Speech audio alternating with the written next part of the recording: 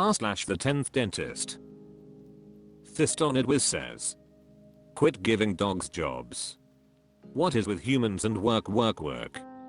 We're even making other species work lol, and the crazy thing is, nothing even benefits them, their species, etc. Everything is always to suit us and our needs as humans.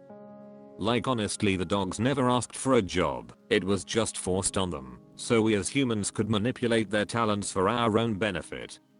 Humans literally breed them to be obedient, so of course they'll do what they are told to do. Doesn't mean they asked for it, doesn't mean they wanted it. And no, it isn't the same thing as having a pack job. Dogs in packs don't go around sniffing out drugs or being bait for C4 mines. Humans just always feel the need to control over another species, God complex, and we have for a long time. Dogs already didn't ask to be controlled by humans or to be forced to stay in our human society, hence why they run away so much. Why would anyone think they want to risk their lives working for us? Let dogs be dogs and just live. Just because humans have jobs doesn't mean we need to start giving jobs to other species. And it definitely doesn't end at just dogs either, but that's the predominant species we've manipulated into doing our work for us on a largely accepted level. Humans got so comfortable with controlling everything that it's just become normal. Nobody ever second guesses the morality or ethics behind these things. Either way, this is an unpopular opinion. Let's not act like this subreddit is for anything different. Hope everyone is having a great one. Chillerix Studious says. My dog goes nuts without work. She's a cattle dog husky mix. We go for runs. She herds our kids. She goes to dog park and still has energy. If I'm doing yard work, she'll demand a job, and if none is forthcoming, she says, "Frick it, weeble," and starts digging frantically next to me. Many breeds love being part of things and working alongside their people. Chalada says. I was about to say, sounds like Op doesn't know anything about bigger dogs that love to be active, and it's not like we haven't been using animals to make our lives easier since literally the dawn of time. Bobblesaurus says. Hell, even small dogs do as well if they inherit the work drive from their breeds. Our terrier mix loved hunting rabbits in the spring/summer when they dug burrows to have babies. All of our dogs would chase bunny rabbits, but she was the only one who determined to dig the burrows out until she could get the rabbits inside. My brother's old Jack Russell had to be kept busy with a job or he would drive you crazy. Sky Meat says. You're so wrong, it's hilarious. There's an entire category of dogs composing some dozen breeds called working dogs who have been selectively bred for generations to be intelligent, athletic, and high energy. Having worked with these types of dogs before, I can tell you that they are absolutely miserable if they don't have a task to complete. r/the10thDentist. Unauthorized Edford says. Milk first, cereal second. It's quite simple really. Milk first ensures that the bottom layer of the cereal is receiving adequate coverage and you still have a dry crispy layer on top. When you do cereal first, you're soaking all of it with milk and it's likely to go soggy much faster. Sorry Series 3504 says. The whole point of putting cereal in milk is that it absorbs the milk. Scavwifaslik says. Frick off dude. Steelfisherville 73 says. And you still have a dry crispy layer on top. I don't want dry cereal. That's what the milk is for. Unliazel says. How? Are you soaking the entire top layer with milk? Do you pour while violently shaking? Edgefinder says. I've never eaten cereal so slowly that sogginess was an issue. I go out of my way to pour milk over as much of it as possible to begin the process of making it ever so slightly softened, but still a little crunchy. My ideal cereal state. Fricking upvoted. B19mel0n says. Just eat faster. Jusalaningrist says.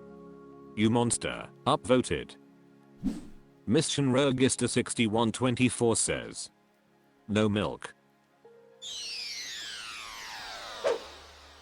r/the10thDentist. Chonajash says. Mr. Birchum is not that bad, actually. Look, I watched Mr.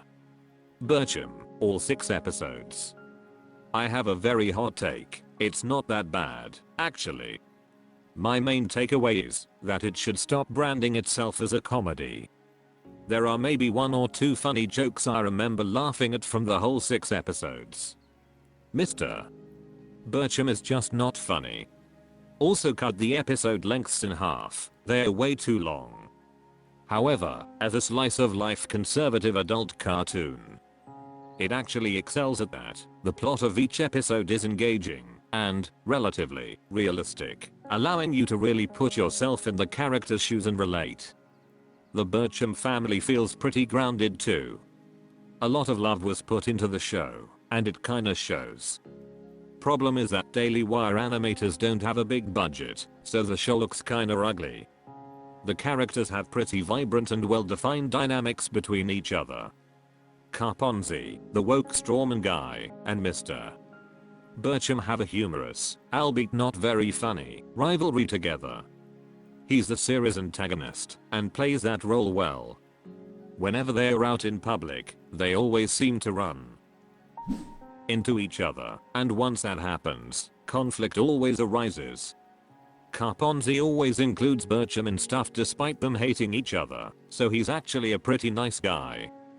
Also, there was a sequence where Birchum dreamed a nightmare about them together in a gay dance, which sparked a very loud Birchum x Carponzi shipping scene. Birchum and his daughter have a pretty wholesome relationship, since they both love woodworking. Constantly cracking woodworking jokes with each other, plotting evil schemes, and generally just being rascals. Love it. Birchum and his wife are. I don't really like it. He's way too mean, wants to always be away from her, and constantly fantasizes about other women in front of her. I get these are used for gags, but they're really mean-spirited and sleazy. I hope we get a character development episode where he sees how important his wife is to him. Birchum's students dislike him at first and likewise him, but they show a shocking amount of character development and learn to grow fond of each other. He teaches them mostly through practicals. The most interesting dynamic is probably Birchum's son, Eddie, and his mom, Wendy. They are shown to both love social media, and she seems relatively impressed by his online success. In one episode, they even fixed a floorboard together to surprise Birchum when he got home, and he was pretty proud of them both if I recall. Titular mother-son duo. My favorite character was probably Birchum's son, Eddie. Whilst at first he seems like a lose-and-eat gamer guy, he's anything but, in reality, he's actually a really popular gaming streamer who uses that fame and his knowledge of tech to help his dad and mom out when they need it. For example, when his dad needed tools for woodworking, he used his previous Power Tools sponsorship to give his dad free tools. His dad gives him a lot of shit sometimes, but it's clear he really loves his parents, which is pretty wholesome. Once you get past the initial cringe anti-woke nonsense, what you got underneath is actually get a pretty nice slice of life show. I'll certainly be watching it for more episodes to. Spico says.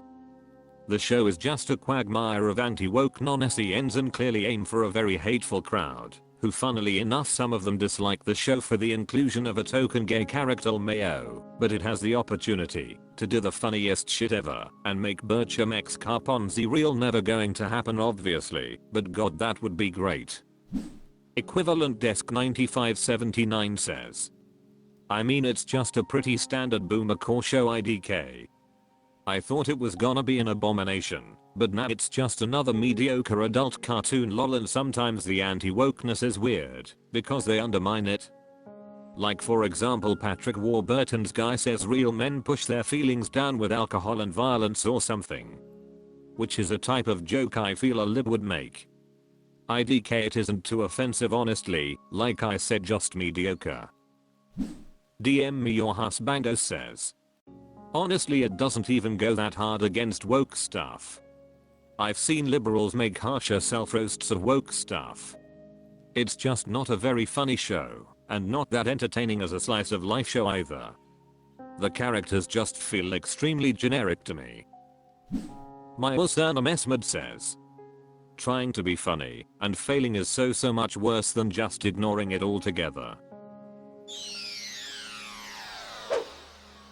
r/the10thDentist. Okay Valuable 9711 says, Halloween is my least favorite holiday. I find it annoying and kind of dumb.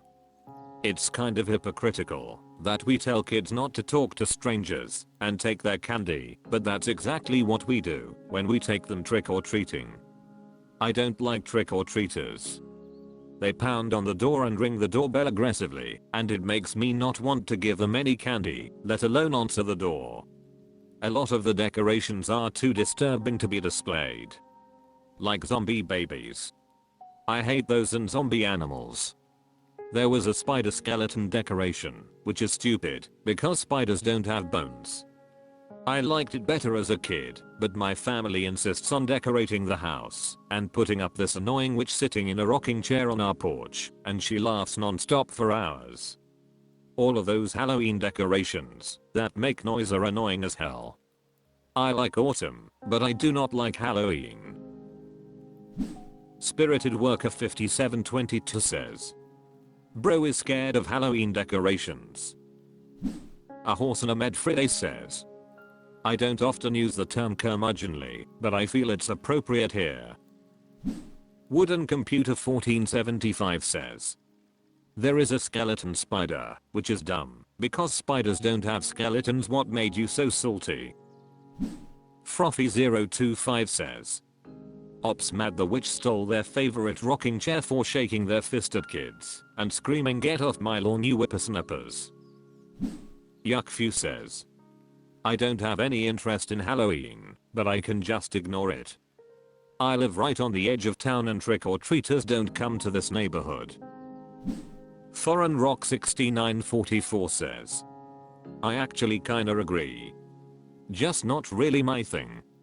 Only good part is the little kids having a good time. I don't care about Halloween parties or costumes or the general horror theme though.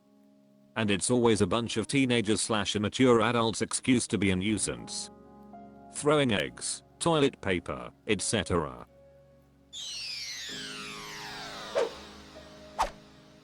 That's all for this video. Thank you for watching. Please subscribe.